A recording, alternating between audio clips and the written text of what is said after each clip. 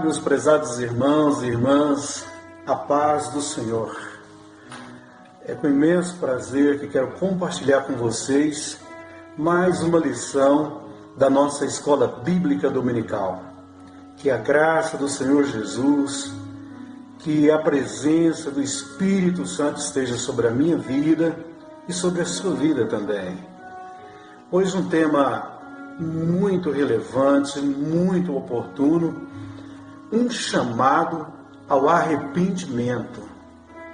Então vamos lá. A leitura de hoje se encontra no Salmo 51, versículos 1, 2, 7, 9, 10, 12 e 13. É um salmo que todos conhecem e que o nosso comentarista foi muito feliz em partilhar conosco nessa oportunidade. Em primeiro lugar, é importante salientarmos que nessa lição nós iremos abordar o contexto histórico do Salmo 51, bem como as consequências do pecado e a possibilidade da restauração quando há verdadeiro arrependimento. Vamos à lição? Em primeiro lugar, vamos ver aqui o contexto histórico. O Salmo 51, ele ecoa a angústia causada pelo pecado e os sintomas manifestos da desobediência aos preceitos do Senhor. Mostra também que o pecado de Davi lhe conduziu a um estado de completo esvaziamento espiritual e profunda angústia. É interessante nós observarmos que quando há arrependimento, há restauração. Aleluia. Então, em primeiro lugar, para mostrar o contexto, vamos ver aqui esses três pilares que revela esse contexto para nós. Em primeiro lugar, as transgressões de Davi. Davi transgrediu, está registrado no segundo livro de Samuel também, versículo 11, e bem expresso pelo próprio Davi, aqui no Salmo 51. Essa transgressão se deu em alguns pilares. Em primeiro, aconteceu quando era tempo em que todos os reis saíam e Davi, porém, ficou em casa. Ou seja, quando você deixa de cumprir com o seu dever, com as suas obrigações, você termina abrindo precedente para que coisas erradas aconteçam. Quando falamos em pecado, é interessante definirmos o que é pecado, O que é pecado? O que Davi fez de errado, Pecado, se olharmos para a palavra literalmente, significa errar o alvo. E Davi erra o alvo. E a primeira questão, a primeira causa que o levou a errar o alvo foi que, em uma época em que era costume dos reis saírem, Davi fica em casa. Quer dizer, ele vai na contramão, ele faz ao contrário daquilo que deveria ser feito. E Davi não saindo, o que acontece? Ele foi para o terraço da sua casa, então ele olhou e desejou. Essa foi a segunda causa que levou Davi a transgredir. Primeiro, ele fica em casa. Segundo, ele vai para o seu terraço, ele olha e deseja. Deseja quem? A esposa de Urias, um guerreiro que estava a serviço do rei. Quando Davi então olha, ele não fica só no olhar. Às vezes existem olhares que são inevitáveis. Porém, você não pode permitir você olhar e daí você começa a desejar, você começa a dar espaço para que o pecado se enraize na sua vida. Porque você vai errar o alvo. O alvo do Senhor é que nós sejamos a sua imagem e a sua semelhança. Em terceiro lugar, depois de Davi olhar e desejar, ele concretiza o pecado, deitando-se com a mulher de Urias. Por fim, ele planejou a morte de Urias. Quando ele deita com a até então esposa de Urias, e ele consuma ali então o pecado com aquela mulher. Ele agora vai ainda para algo pior, inimaginável, né? Às vezes a gente, como cristão, nós temos até vergonha de olhar para aqueles erros tão trágicos, tão horríveis que Davi cometeu. Agora ele começa então a fazer um planejamento para que Urias assumisse a responsabilidade, porque logo então ele foi comunicado que a mulher de Urias havia se engravidado. E quando ele fica sabendo disso, então ele traz Urias para casa, o embriaga, para que ele vá para casa dormir com a sua esposa e obviamente assumisse a responsabilidade do filho. Aí está o pecado de Davi. Ele transgride. Em segundo lugar, a criança nasce, obviamente, né? A criança nasce. Então, quer dizer, o pecado, ele gera frutos. O pecado tem salários. A Bíblia diz que o salário do pecado é a morte. E o pecado também, ele gera consequências. A consequência foi a criança que nasceu. Aí não dava mais para esconder, né?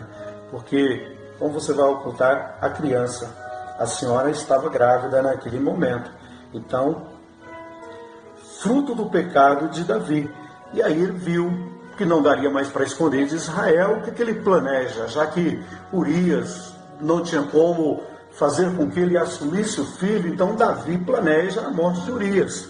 Manda ele para a linha de frente, aonde o mesmo é assassinado.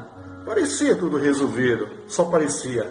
Deus então levanta o profeta Natan, que chega na casa de Davi e faz uma parábola de algo que Davi conhecia muito, que era de um pastor, de um homem que cuidava de ovelhas.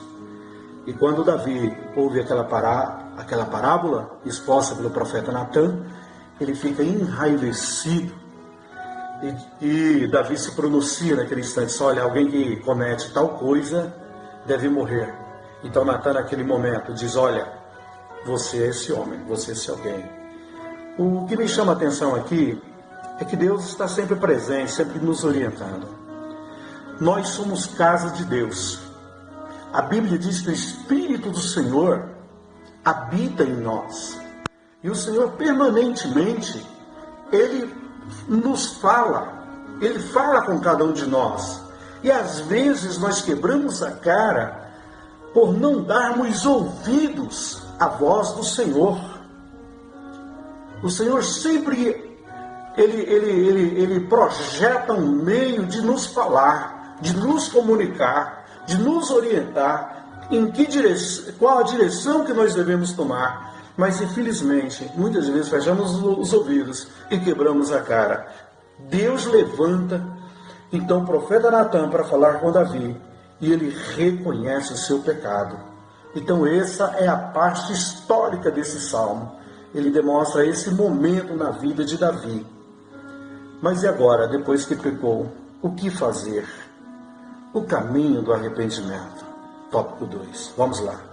Caminho do arrependimento também, ele é fundamentado aqui em 3 pilares. Primeiro, reconhecimento. O sentimento de arrependimento e remorso são muito parecidos, né? São muito parecidos. E nesse tópico 2 nós vamos aqui discorrer sobre esse sentimento que é fundamental. Mas o primeiro pilar de ambos são semelhantes. É o reconhecimento da culpa. É você reconhecer que errou. Quando Davi recebe a orientação do Senhor, recebe a correção do Senhor através da instrumentalidade do profeta Natan, amados, ele reconhece que errou. Ele tem e instantaneamente ele sabe que cometeu uma coisa horrível. E esse é o primeiro passo.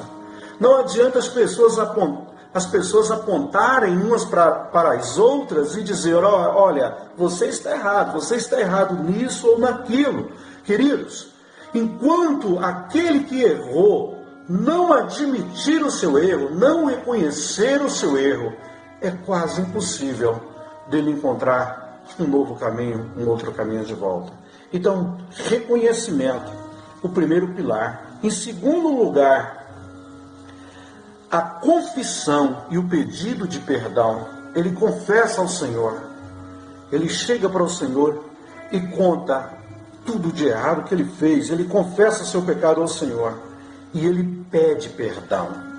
Aleluia, graças a Deus por isso, né? É fundamental que nós peçamos perdão também.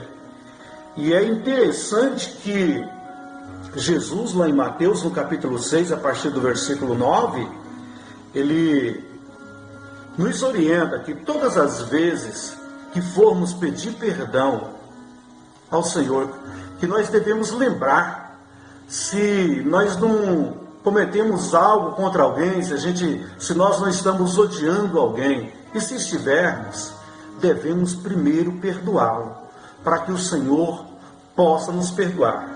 Tem muito cristão nos dias atuais, errando e pedindo perdão, porém com seu coração cheio de mágoa, porém com seu coração cheio de rancor. Queridos irmãos, nós precisamos perdoar também aqueles que nos ofenderam, para que o Senhor possa nos perdoar. Assim o Senhor Jesus nos ensinou. Davi pede perdão. E em terceiro lugar, nesse tópico 2,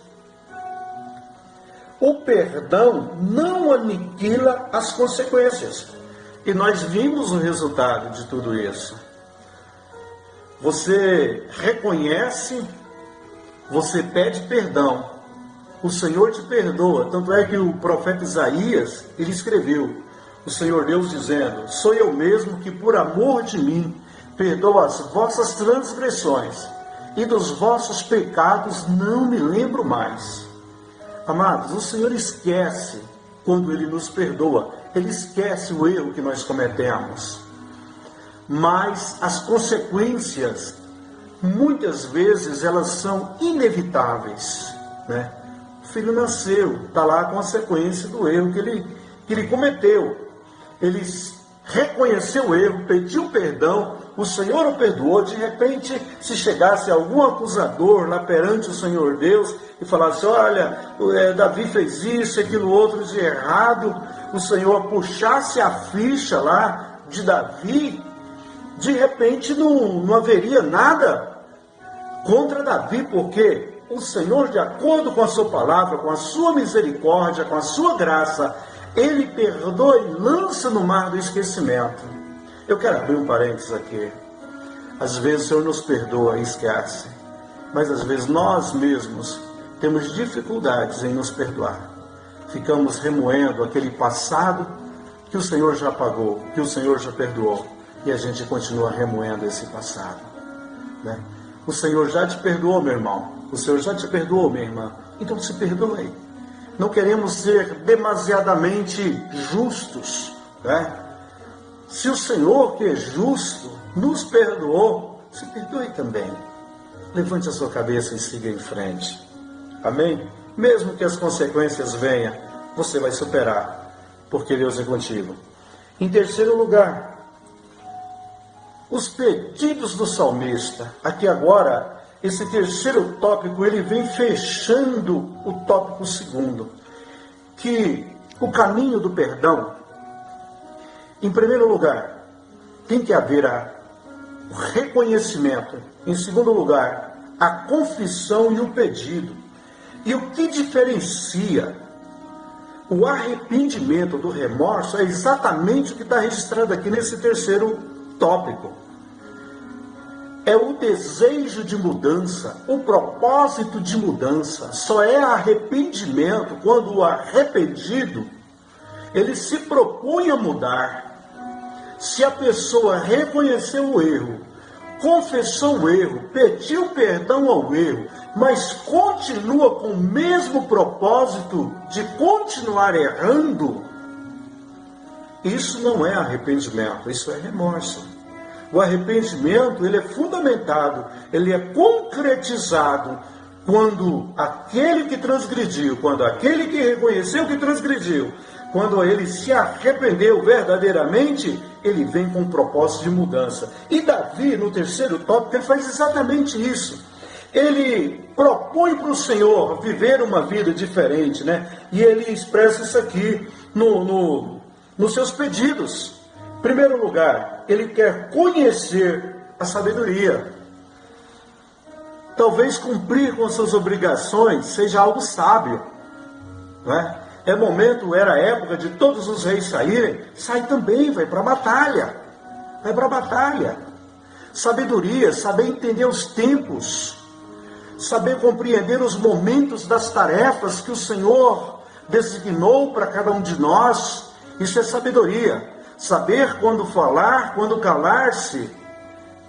Isso é sabedoria. E Davi, ele pede ao Senhor que lhe dê sabedoria. Senhor, talvez se nós pudéssemos traduzir aquele momento nessa oração, Davi estava dizendo: Senhor, eu fui um tolo, eu fui um bobo, eu caí na armadilha, porque eu fui insensato. Mas me dê sabedoria, Senhor. Eu quero mudar, eu não quero cometer esses erros que cometi até então.